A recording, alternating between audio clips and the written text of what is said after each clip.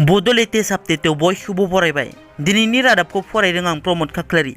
गिबि निउस दङ। हजायाव गिख्रंथाव लामा जाब्रबथायजों नखरसेनिनो साबा सुबुंनि जिउ खहा जायो आरो गुबुन साबा सुबुंफोरा गोब्राब जोखोम जायो।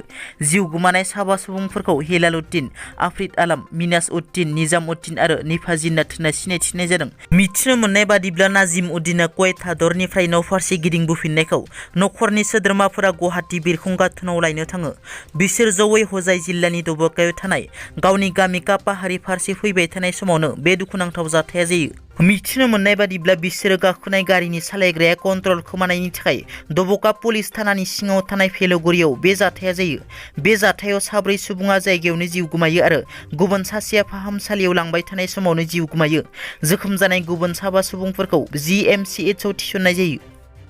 आसाम सरकारा सा 12 एसिस्टेन्ट प्रफेसारफोरनो थिसननाय गथायदों। मैया आसाम सरकारा क'क्राझार सरकारि फरायसालिमायाव सा 12 एसिस्टेन्ट प्रफेसारफोरनो थिसननाय गथायो। सा 12 एसिस्टेन्ट प्रफेसारफोरनो सोलोंथाइ मन्थ्रि डक्टर रानथ पेगु आरो केबिनेट मन्थ्रि इउजि ब्रह्म बिथांमोना थिसननाय राननानै होयो। बिटिआरनि मावफुं सोद्रोमा राकेश ब्रह्मनि बाख्नायथाव हाबा। गावनि दान बान्थानि रांजों आइजोफोरनो दख'ना राननानै होयो। गावनि दान बान्थानि रांजों गावनि बियाबनि सिङाव थानाय मोनब्रै गामिनि सुबुंफोरनो खाम जथा आरो UPPL वुमेन प्राइमारिनि आफादगिरि आरो गाहाय नेहाथारि बिथांमोननो दख'ना राननानै होयो। मोनसे दुखुनांथाव रादाब। जाब्रबथायजों मैया आरो दिनै गासै साबा बर' लाइमोननि जिउ खहा जायो। रंजालि बैसागोनि समावनो गुबुन गुबुन जायगायाव जाब्रबथायजों गासै साबा बर' लाइमोननि जिउ खहा जायो। थांनाय मोनायाव क'क्राझार बालाजान लावरि पारायाव गिख्रंथाव जाब्रबथाय। स्कुटि आरो रयेल एनफिल्डनि गेजेराव मोगा-मोगि सौग्रावलायनायाव जायगायावनो सानै बर' लाइमोननि जिउ खहा जायो।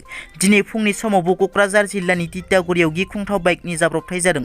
बे जाब्रबथाया इथा लाना फैबाय थानाय ट्राक आरो बाइकजों सौग्रावलायनायाव जादों। बे जाब्रबथायाव सासे बर' लाइमोननि जिउ खहा जायो आरो गुबुन सानैया गोब्राब जोखोम जायो। लोगोसे दिनै फुंनि समावनो बरपेटानि सरफकआव बाइक जाब्रबथाय जानानै सानै बर' लाइमोननि जिउ खहा जादों। बे जाब्रबथायाव जिउ गोमानाय सानै बर' लाइमोनखौ महा बर' आरो अनसुमा रामसियारि होनना सिनायथिनाय जादों। सनितपुर जिल्ला बर' सावथुन मुलुगा सानसेनि हाबाफारिजों नैथि बोसोरसालिया जथुमा आरो आगु रंजालि बैसागो फोरबो फालिथाय खुंफुङो। बे हाबाफारियाव बेखेवगिरि हिसाबै मिरु बिसानि गाहाय नेहाथारि गुरु पबित्र बर' आरो फैलाजे बरगयारि बिथाङा गाहाय आलासि महरै बाहागो लाफैयो। खौरांगिरिनि सिगाङाव फैलाजे बरगयारि बिथाङा बुङोदि देग्लायनि रांखान्थियारि बोसोरनि बाजेटनि गेजेरजों बिटिआर ओनसोलाव थानाय मोनब्रै जिल्ला क'क्राझार, उदालगुरि, चिरां आरो बाक्सायाव मोनद' सिनेमा हल बानायनो थांगासिनो होनना। लोगोसे बुहुमनि मानसिफोरा जेब्लासिम बर' सावथुनखौ गनाया अब्लासिमहालागै जोंनि हारिमुखौ डेभेलप जादों होननानै बुंनो हानाय नङा आरो जोंनि हारिमुखौ बुहुमनि सिगाङाव सिनायथि होनो मिथिहोनो हानाय नङा।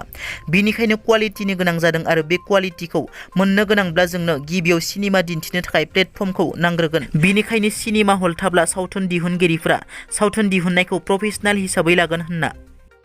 बिटिआरनि गाहाय प्रमद बर'आ गोदान बोसोर रंजालि बैसागोनि साफ्रोमबो रायजो राजानिसिम गाहाम हामलायनाय जासिहरदों। बिथाङा बुङोदि थांनाय बोसोराव सरकारा गोबां मोजां खामानि मावबोबाय।